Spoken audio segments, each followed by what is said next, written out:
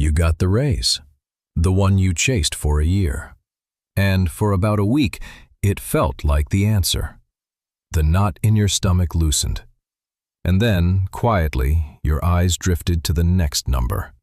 The salary just a little higher than yours, where you imagine you would finally feel safe. And the finish line, the one you just bled for, picked itself up and moved again. Same distance ahead as ever. And a small, ashamed voice asks the question you would never say out loud at dinner. What is wrong with me? Why is it never enough? Am I just greedy? So let me say it right up front. Nothing is wrong with you. You are not shallow, you are not broken, and you are not greedy. What you are running is a counting machine your brain built for a world where there was never, ever enough. And tonight, I'm going to show you something better than want less. I will show you the two quiet misfires that keep that finish line sliding. But the real reason it never feels like enough is stranger than both, and it has almost nothing to do with money. So get comfortable. To see it, we have to go a long, long way back. Long before banks, before paychecks, before money was even an idea. Picture your ancestors in a small band, out on the open land, 100,000 winters ago. In that world, there was no such thing as plenty. A full belly tonight told you nothing about tomorrow. One bad winter, one bad run with the hunt, and that was the whole story. So picture two ancestors, side by side. One has a good day, feels full, and eases off. The other has the exact same day, and a restless little voice says, yes, but get a little more, stay a little hungry. Now, which one is your ancestor? It is the restless one, every single time. Because the satisfied one, the one who relaxed in a world that could turn on you overnight, did not make it. So your brain, very sensibly, never built a meter that says, okay, you have plenty now, you can stop. That meter would have been a death sentence. The people who had one did not become anybody's grandparents. And then it goes one layer deeper. Because in that band, survival was not really about comfort, it was about rank. Status was protection. It was the first share of the food. It was who got to raise a family at all. Your position was, very literally, life and death. And here is the trick about rank. You can only ever be higher or lower than the person standing beside you. A psychologist named Leon Festinger laid this out in 1954 in a journal called Human Relations. We have a built-in drive to size ourselves up, and when there is no fixed ruler to measure against, we measure ourselves against the people standing closest to us. So your brain never built a gauge for, do I have enough? It built a gauge for, am I ahead of the people next to me? That restless reaching you feel ashamed of, that glance at the next lane, is the exact engine that kept your ancestors fed and alive. You are the proud descendant of everyone who never quite relaxed. So that engine is ancient, and it is wise. Now watch what happens when we drop it into your actual Tuesday. The fridge is full. By every measure, your ancestors would understand, you have already won. But the machine does not read plenty.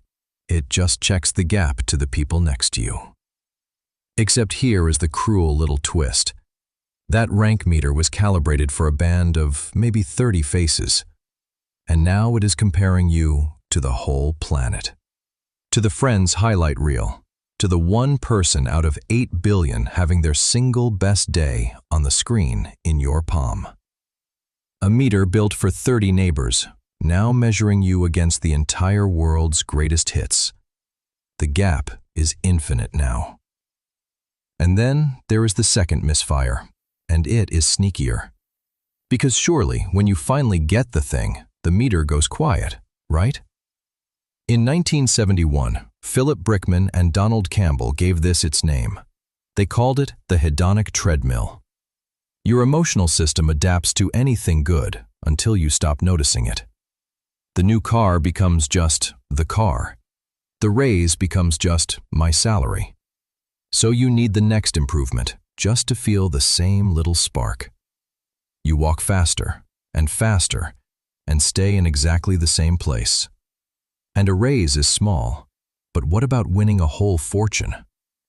In 1978, Brickman and his colleagues compared major lottery winners against ordinary people. The winners were not meaningfully happier. And the detail I cannot stop thinking about.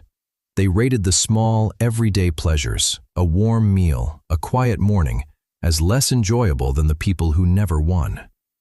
Honest catch, because we are always honest here. Those were small groups, so treated as the classic illustration, not an ironclad trial. But even a jackpot gets absorbed right back toward where you started. And the third turn of the screw is the biggest. An economist named Richard Easterlin noticed it in 1974.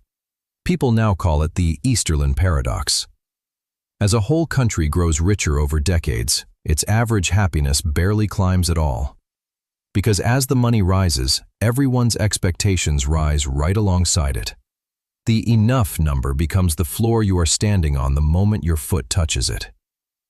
So put those three together, and you can see the trap. This circuit, the one counting it all, has no arrival setting.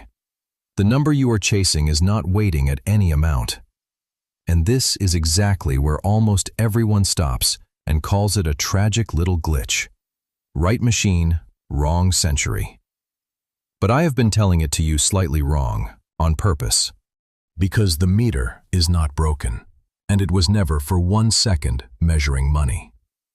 It is an ancient safety and rank meter, and it is quietly tangling together two completely different questions. And money splits them right down the middle. The first question is, am I safe? That one is real, and it is finite, and it has an actual answer. And money is fantastic at it. Here is where the comfortable people lean in and say, money can't buy happiness. I am not going to say that because it is not true, and you would know it. Money matters enormously, and pretending it doesn't is usually said by people who already have it. In 2013, a team led by Anandi Mani published a study in the journal Science. They found that real scarcity actually eats your mental bandwidth. They called it a scarcity tax. They studied sugarcane farmers, paid once a year at harvest. Cash poor and stretched before the harvest, the same farmers reasoned measurably worse than they did after, with money in hand. The researchers framed that gap as something like 13 IQ points. So real lack genuinely hijacks the brain. Money buys that back. The am I safe question is real, and answering it is worth everything. But then there is the second question. Am I ahead? And that one has no answer, because rank has no ceiling. So watch what happens when we ask money the famous question. You have heard the headline. Happiness maxes out around $75,000 a year, and after that, more money does nothing. Right? Well, the real story is gentler and more honest. That number came from Daniel Kahneman and Angus Deaton at Princeton in 2010 in the journal PNAS.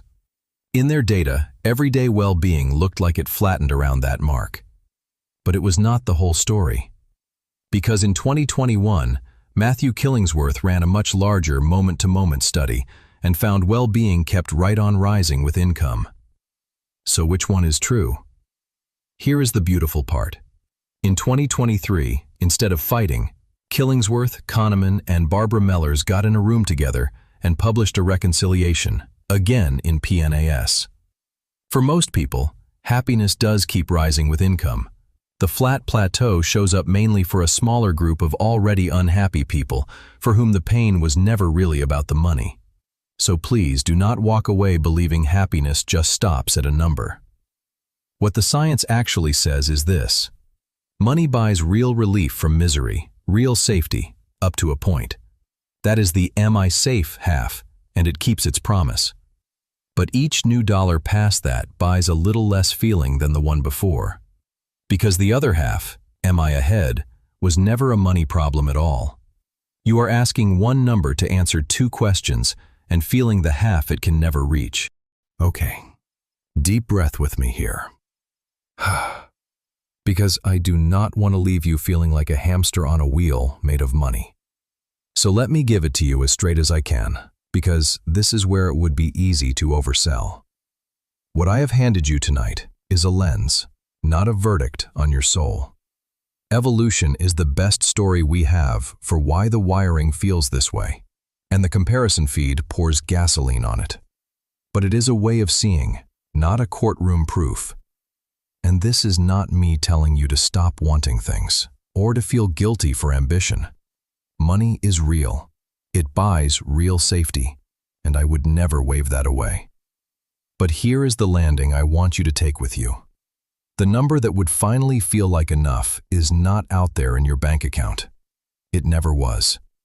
It is a setting your brain does not have, because for 200,000 years, feeling fully satisfied got your ancestors killed, and wanting a little more kept them alive. So what do you actually do with this? You can't delete the meter, and you wouldn't want to. It got you the raise. But you can do 3 quiet things. You can name it in the moment. Ah, that is just the rank meter firing. That is not an emergency. You can separate the 2 questions it keeps tangling. Am I safe? Which has a real, finite answer. And am I ahead? Which is a treadmill with no finish line. And you can choose your own scoreboard, instead of letting 8 billion strangers' best days pick it for you. And one piece I am leaving for another night. Because am I safe really does have a number. A boring, finite, knowable number that buys you peace and lets you stop checking. How you find it and build toward it is a practical conversation, and you will find it linked down in the description if you want it. Tonight was about the feeling, because that restlessness in your chest, the one that has followed you up every raise you ever earned, it was never a flaw in your character. It is the oldest engine our species ever built, still trying to keep you alive in a world it cannot read. So be gentle with it. It is not broken, it is ancient, and it is yours. So the next time that finish line slides forward and the small voice asks what is wrong with you, nothing is. And maybe send this to the one friend who works themselves ragged and still feels a step behind. Tell them the science says it was never greed. It was just 200,000 years of staying alive.